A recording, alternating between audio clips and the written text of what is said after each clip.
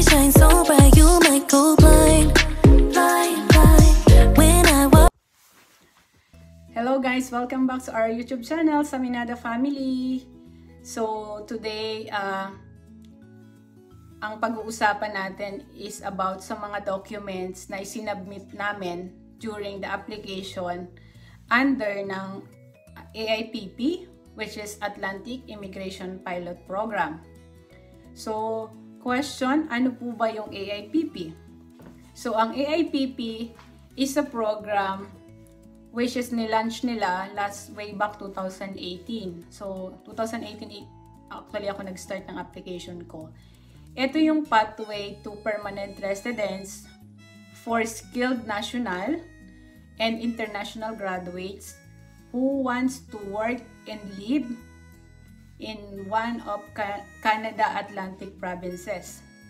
Ano ba yung mga province na yan? Nandyan si Nova Scotia, si New Brunswick, Prince Edward Island, and si Newfoundland and Labrador. Yan yung 4 na province na launch para dun sa AIPP program. Next is, ano ba yung position when we apply for that? So, based on my experience, ang position na available that time is Food Service Supervisor. Okay?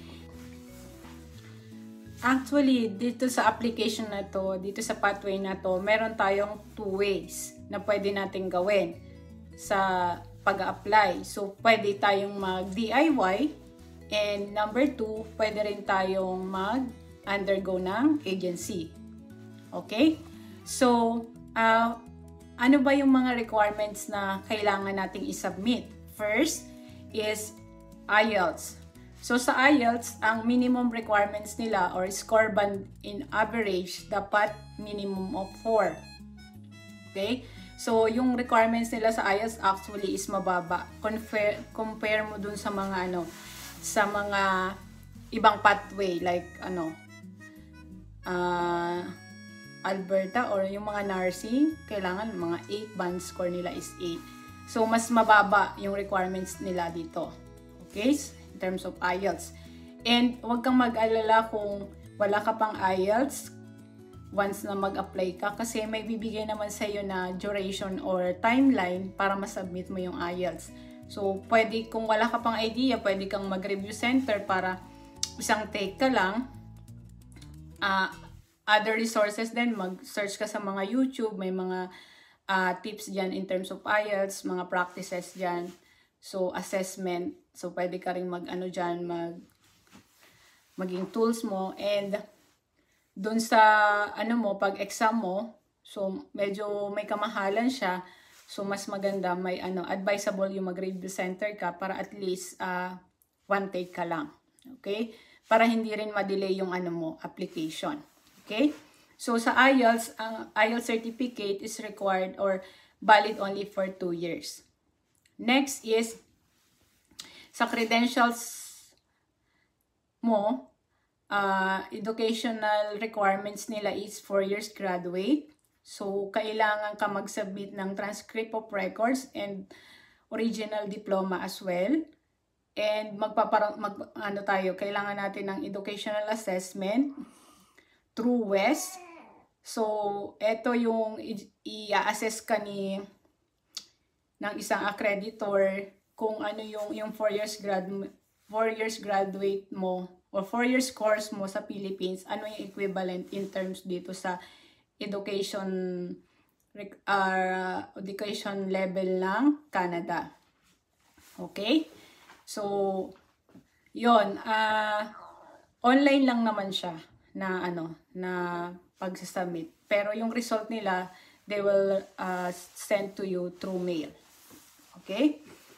Number 3 is proof of funds, including your dependents.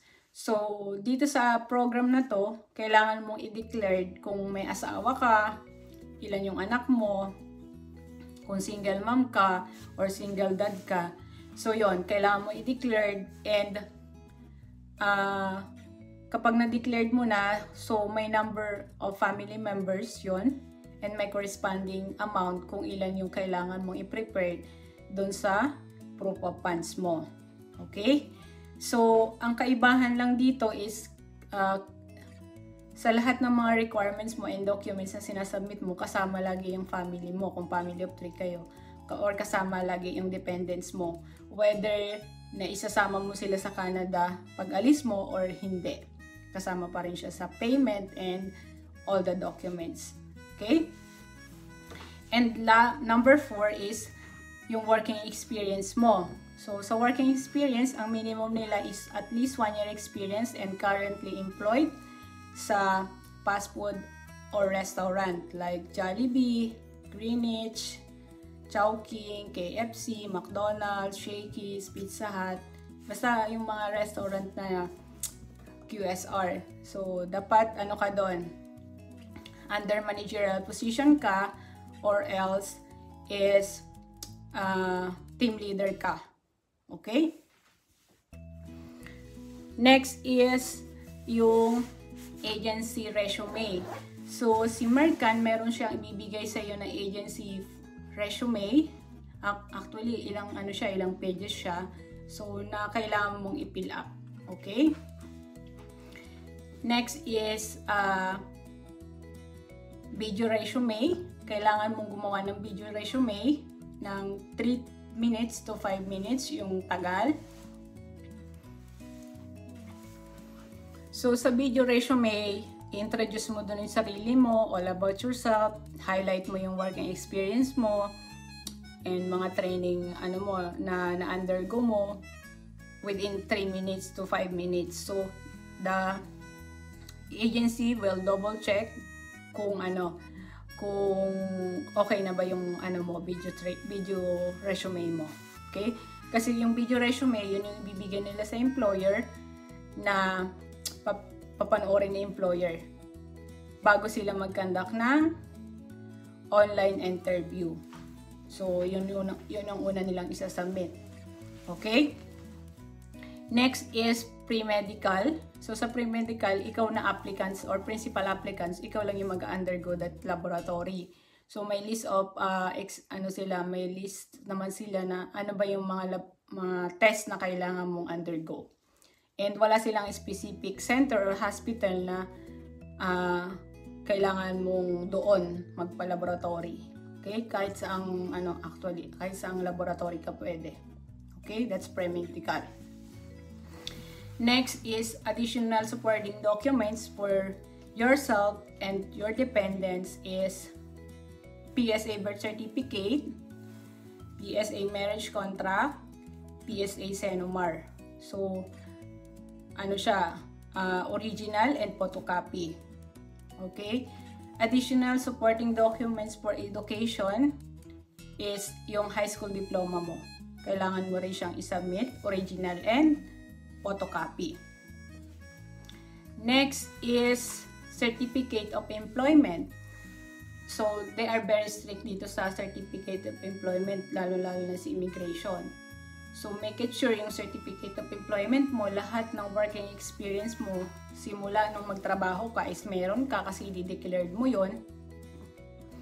So, dapat meron siyang contact number, name of the company, ano yung position mo that time, ano yung period of employment mo, ilang taon ka doon, and also magkano yung sinasahod mo that time, dun sa position na yon.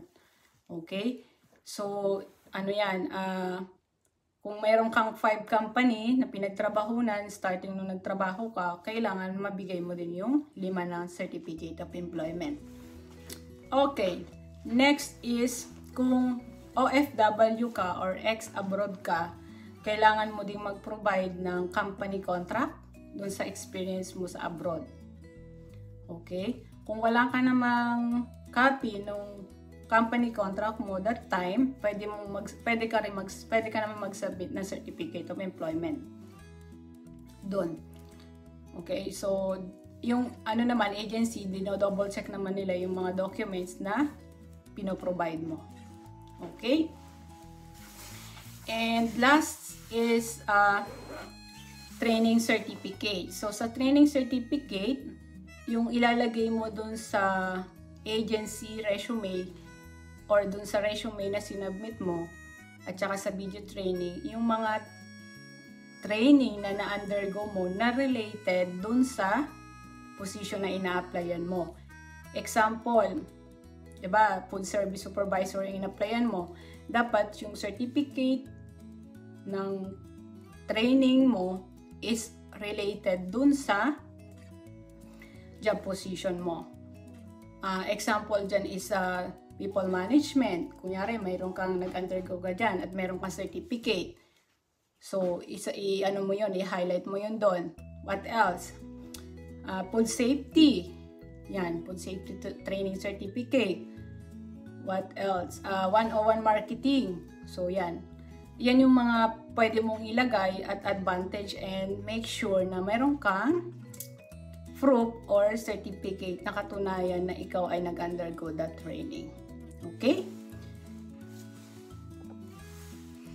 In addition to that, don't forget to submit your valid passport together with your kids and your husband or your wife as your dependents.